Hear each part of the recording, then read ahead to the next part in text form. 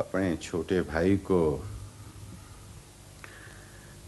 जायदाद और जागीर का वारिस नहीं बनाना चाहता, बल्कि एक लेपालक को वारिस बनाना चाहता है। इसलिए कि कर्नल जॉनसन भी यही चाहता था, यही चाहता था कर्नल जॉनसन भी, इसलिए कि मुझसे नाखुश था कि मैं कर्नल जॉनसन का कोई जुल्म मजारों पे बर्दाश्त नहीं करता था। मगर वो कर्नल जॉनसन का भी वफादार नहीं रहा।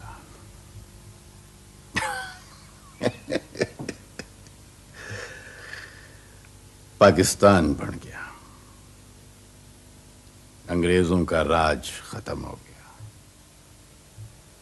ये जायदाद और ये जगीर हासिल करने के लिए उसने कर्नल के खिलाफ साजिशों के जाल बिछाए।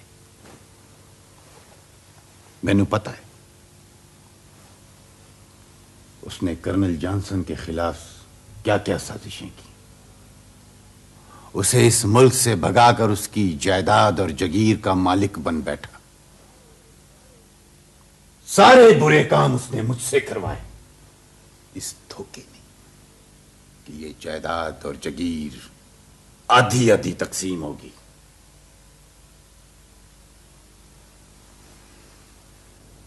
कर्नल जॉनसन को भी उसने मेरे ही जरिए भगवाया।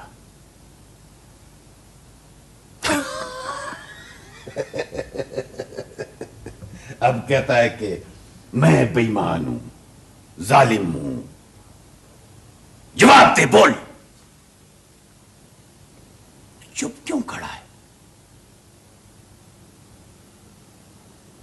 मियाँ जी, बहुत बड़ी गलती हो गई जी, माफी दे दें जी। बात ये जी, कुछ ज्यादा ही लग गई थी, बिल्कुल याद नहीं रहा। मैं तो जी उनसे बिल्कुल बात नहीं करता था, पर आज अपनी मत मारी गई जी। मत तेरी नहीं, इसकी मारी गई थी। लेकिन इसने भी देख लिया कि मेरा हुक्म ना मानने की सजा क्या होती है। गौर से इसका चेहरा देख, देख इसका चेहरा, इसकी कमीज उठाकर इसकी पीठ भी देख। मैंने तुझे इसकी निगरानी में इसलिए नहीं दिया था कि ये नशे में धुत होकर तहखाने के दरवाजे पर सो जाए, और तू उस बुढ़े घूसट से मेरे खिलाफ बातें सुने। मियाँ जी, आइंदा ऐसी गलती नहीं करूंगा जी। अगर करूं तो आप बेशक मुझे गोली मार देना जी।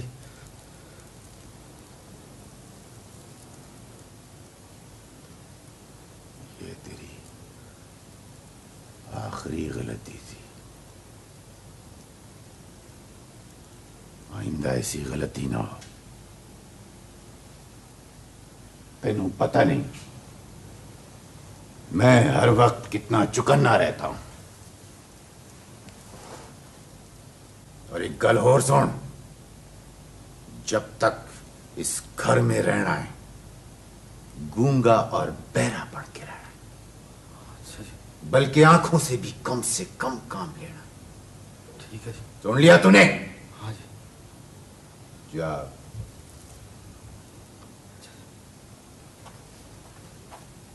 तेवर तू ठहर जा।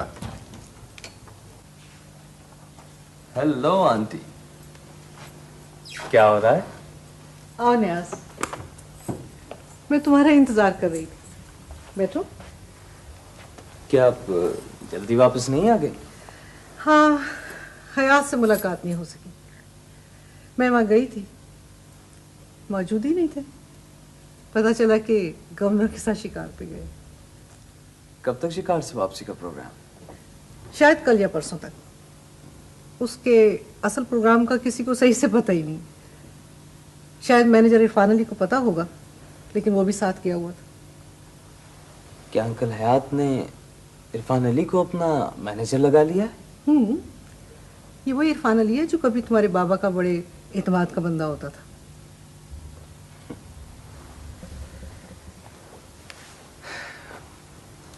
वक्त के साथ साथ सारे रिश्ते नाते बदल जाते हैं। अंकल हयात भी तो बदल गए। छोटा सा था तो मुझे कितना चाहते थे, और अब यह हाल है कि वो मेरे बाबा की जिम्मेदारी और जायदाद पर कब्जा करने के लिए मुझे अपने रास्ते से हटाने की कोशिश कर रहे हैं। तुम हयात के बारे में कुछ ज्यादा ही बदगुमान हो। ओह कम ऑन आंटी, मैं आपको पहले भी बता चुका हूं, मामा आरिफ मुझे गलत इत्तला नहीं दे सकते। वो अंकल हयात को बहुत अच्छी तरह से जानते। आपको तो उनके बारे में कुछ पता नहीं, और पता भी कैसे। वो आप पर एतमाद ही कब करते हैं। ये मेरा जाती मामला है नियाज मोहम्मद, और मैं चाहती हूं कि तुम इस मामले में पढ़ने की बजाय अपने बारे में बात करो। अपने बारे में उनसे खुद जाकर बात करूंगा। नहीं, तुम वहां नहीं जाओगे। डरती हैं कि वो मुझे कत्ल करा देंगे? मुझे तो शुबा है कि मेरे बाबा को भी उन्होंने कत्ल करा दिया, और ये मशहूर करा दिया कि वो कार के हादसे में हलाक हो गए। तुम्हें हयात पर यूं शुबा नहीं करना चाहिए। आफ्टर ऑल वो तुम्हारा अपना सका चाचा है। आई नो, मुझे मालूम वो कैसे चचा हैं और वो क्या चाहते हैं। देखो नियाज, बात बिगाड़ने की बजाय संभालने की कोशिश करो। हयात को तो शायद ये भी पता नहीं कि तुम अमेरिका से वापस आ चुके हो। मैं कल ही हयात के पास जाऊंगी। अगर वो शिकार से वापस आ गया है तो तुम्हारे बारे में बात करूं। और देखो, उससे पहले तुम कुछ नहीं करोगे, समझ गए? कोशिश कर देखें, नतीजा कुछ नहीं निकलेगा। नहीं, मुझे यकीन है मेरा ये मिशन जरूर कामयाब होगा, और तुम मुझ पे एतबार कर सकते हो। अगर आपकी कोशिश से कोई पॉजिटिव रिजल्ट निकल आए तो आई डोंट माइंड। एनीवे, मैं अब चलूंगा। मामा आरिफ इंतजार कर रहे होंगे। नहीं नहीं, तुम रोटी खा के जाओ। बैठो, मैं खाना लगवाती हूँ। Thank you.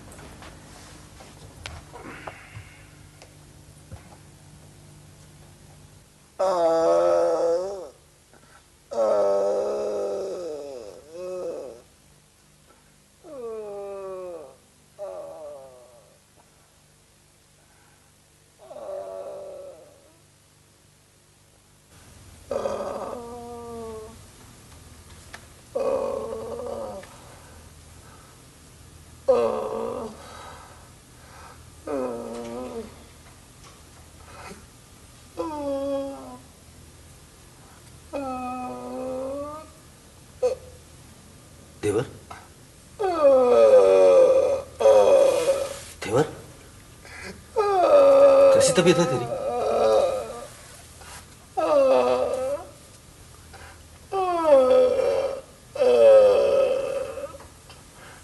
ओए, ये तो सचमुच ही मियाँ जी ने तेरी चमड़ी उधेड़ डाली है?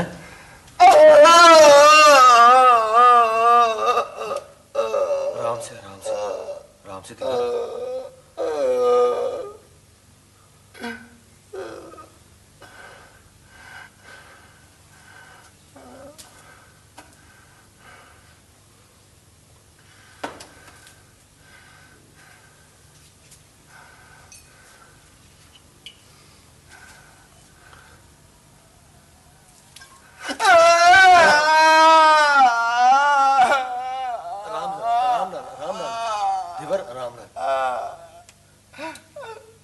सबर कर, थोड़ी देर बाद तुझे आराम मिल जाएगा, एकदम ठीक हो जाएगा तू।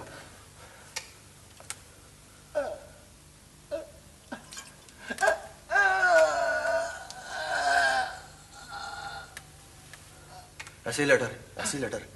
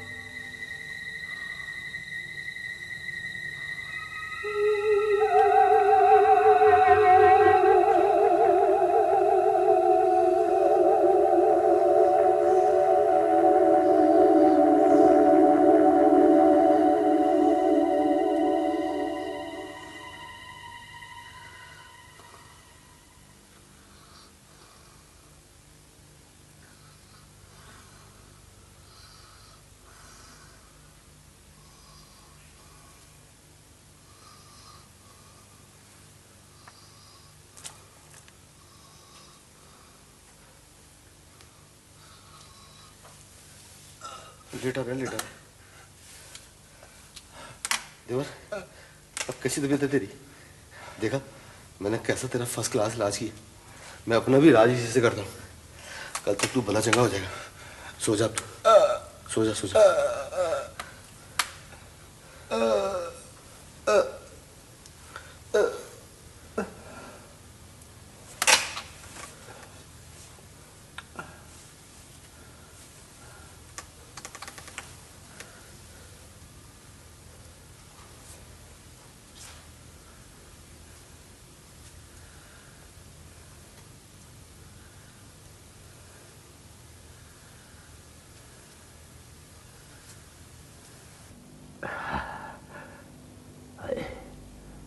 ओए भाग सकता है तो भाग जा।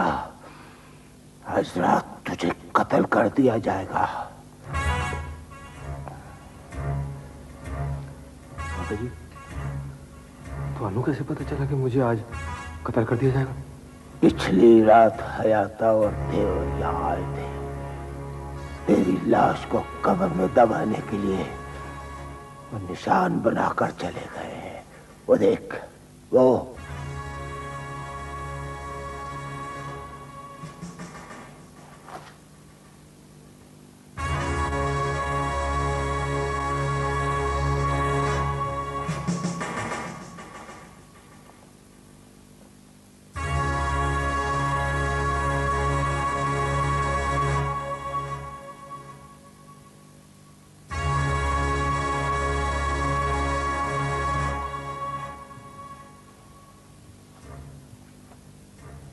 बाबा जी,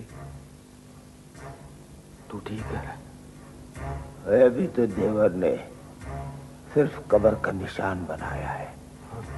आज रात वो यहाँ तेरी कब्र खोदेगा। हाँ, पर मियाँ जी ने तो मेरे से बोला था जी। और उनकी बात का एतबार न कर। मेरी बात गौर से सुन। क्या?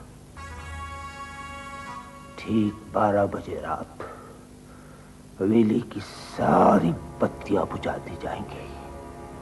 चारों तरफ घोर अंधेरा छा जाएगा। फिर उस अंधेरे में से हयाते के अल्ट्रेशन की भौंकने की आवाज उभरेगी। थोड़ी देर बाद जब बत्तियां जलेंगी तो एक लाश यहाँ लाई जाएगी। और यहाँ इसी तरह होता चला आया है। पहले एक लाश, दूसरी लाश, तीसरी लाश और चौथी लाश तेरी होगी। बाबा जी, तू ठीक बोल रहा है? मेरी बात का यकीन कर ले। मैं तुझसे झूठ क्यों बोलूंगा? हाँ,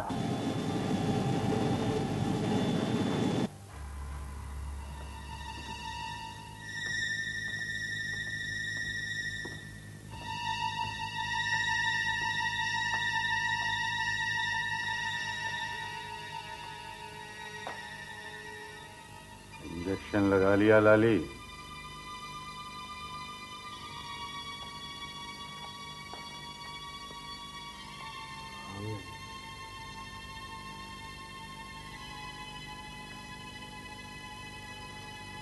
आज तू मुकर्ररा वक्त से पहले नहीं आ गया।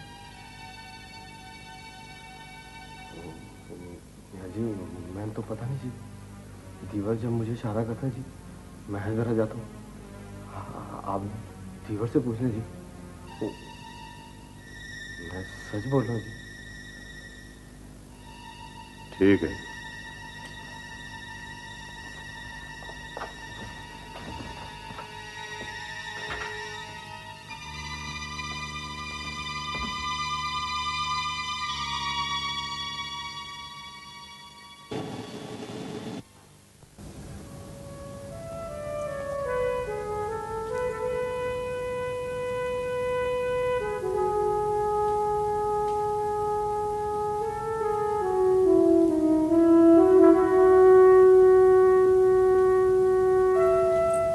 अरे साइमा, तुम कब आई बेटा? 2 घंटे हो गए। फंक्शन कैसा रहा? ठीक ही था। सॉरी बेटे, मैं पेरेंट्स डे पे नहीं आ सकी। दरअसल ये जमीनों के काम ही ऐसे होते हैं कि इंसान उलझ के रह जाता है। मुझे मिंट घूमने जाना पड़ गया था। कोई बात नहीं मम्मी, मैं तो आदी हो चुकी हूँ। इधर देखो, अपसेट हो? अपसेट तो नहीं हूँ, और शायद मुझे होना भी नहीं चाहिए, मगर ये सोचती हूँ कि डैडी इतनी केयर भी क्यों करते। क्या मतलब बेटा, मैं समझी नहीं। कॉलेज में फंड तो डोनेट कर देते, इस वजह से कि उनकी बेटी उस कॉलेज में पढ़ती है, और शायद इस तरह मेरी टॉर बन जाएगी। लेकिन ये नहीं सोचते कि मुझे टॉर की जरूरत नहीं, उनके प्यार की जरूरत है, उनकी जरूरत है।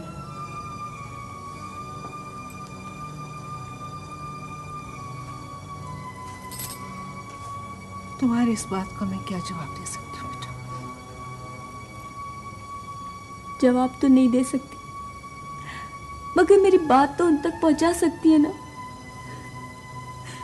मम्मी, आप दोनों के अपने क्लैशेस ने मुझे बिल्कुल ब्रेक कर दिया। मम्मी, बिल्कुल ब्रेक कर दिया। मैं तुम्हारे दुख को समझती हूँ बेटा। मेरी अपनी तो यही कोशिश होती है कि तुम्हें अपने डैडी की दूरी महसूस ना हो। मैं आपको इल्जाम नहीं दे रही मम्मी, मुझे ये भी मालूम है कि आप खुद भी मजबूर हैं, मगर प्लीज मम्मी, आप डैडी के पास जाएं और एक बार ये फैसला करा दें कि उनके नजदीक मेरी हैसियत क्या है। जाऊंगी, जरूर जाऊंगी बेटा।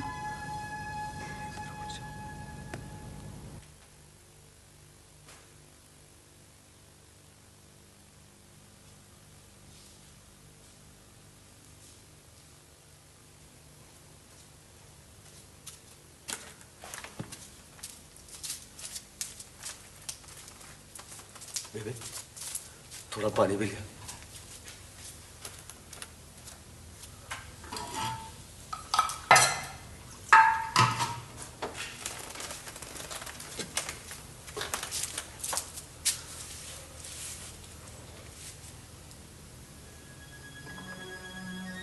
बेबे, आज तो तू भी मुझसे गलबात कर ले, फिर शायद तुझसे बात करना नसीब ना हो। तैन पता है, आज मेरी जिंदगी की आखिरी रात है। तैन पता है ना?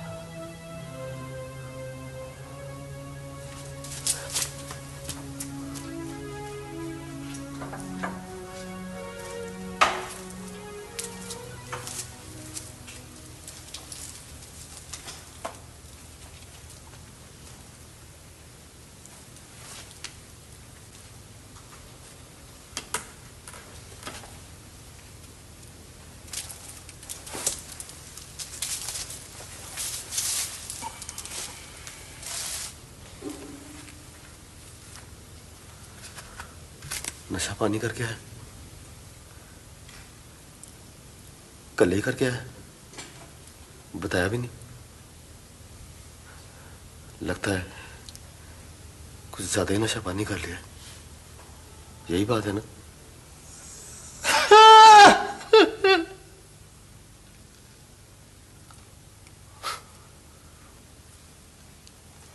असले, मैंने पता है क्यों हंस रहा है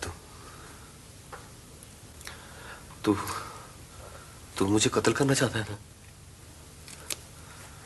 बाबे ने मुझे तहखाने में यही बताया। सच है ना? तू मुझे क्यों कत्ल करना चाहता है? ये तो मैं जानता नहीं, पर इतना तुझे जरूर बता देना चाहता हूं। अगर मैं चाहता ना तो पिछली रात तुझे मैं कत्ल कर देता। तू जानता है, मैंने पेटी से तेरा पिस्तौल भी निकाल लिया था। देख क्या रहा है, सच बोल रहा हूं मैं। तू बेखबर सो रहा था, तुझे पता भी ना चल सका।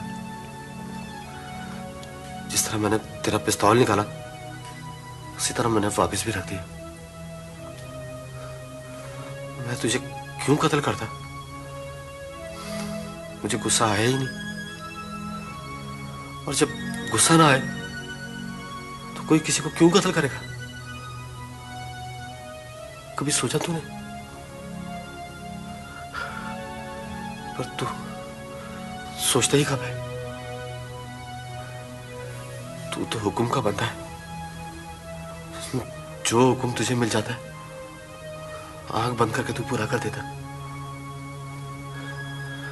यार, तू कैसा बंदा है? तेरे सीने में दिल नहीं है? मैंने तेरा क्या बिगाड़ा? क्या नुकसान किया तेरा मैंने? क्या किया मैंने तेरा?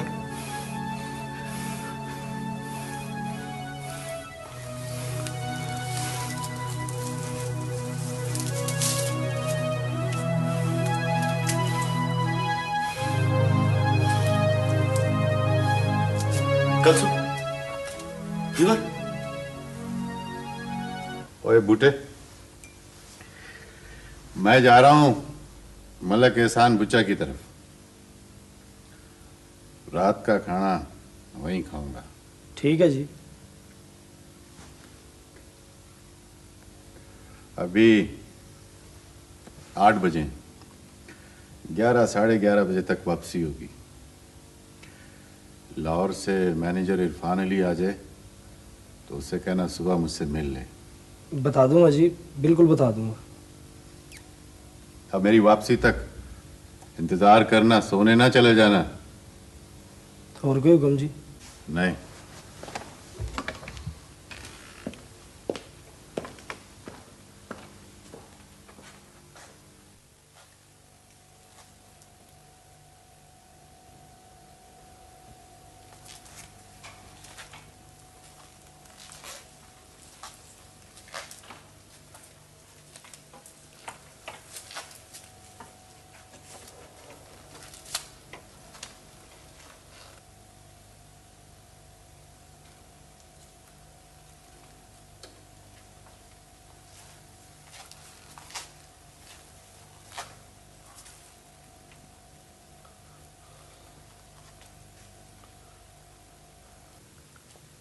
बजने वाले हैं। देवर अभी तक नहीं लौटा, पता नहीं किधर चला गया।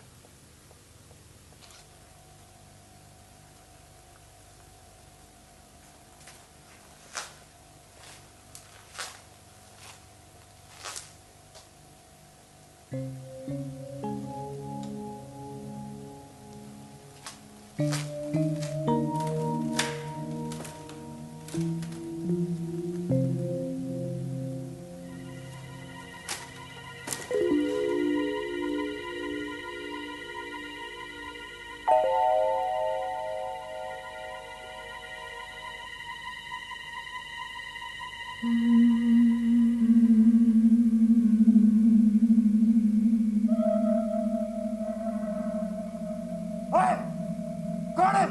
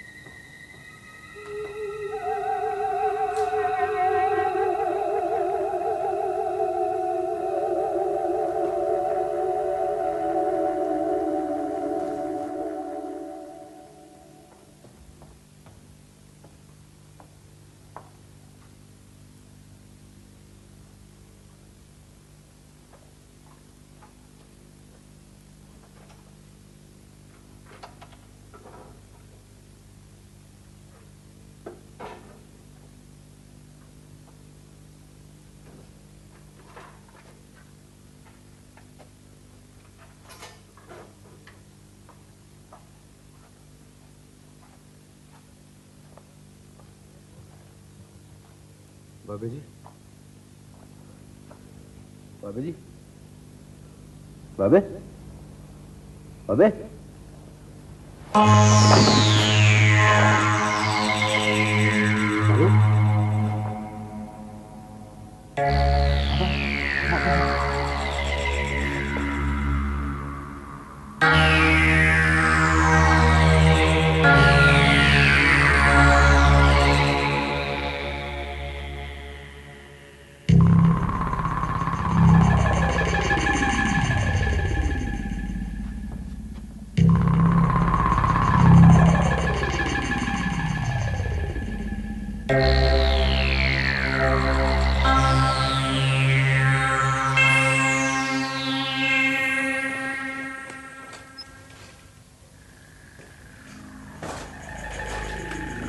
उन्होंने तो बहुत रोकने की कोशिश की, लेकिन मैं रुका ही।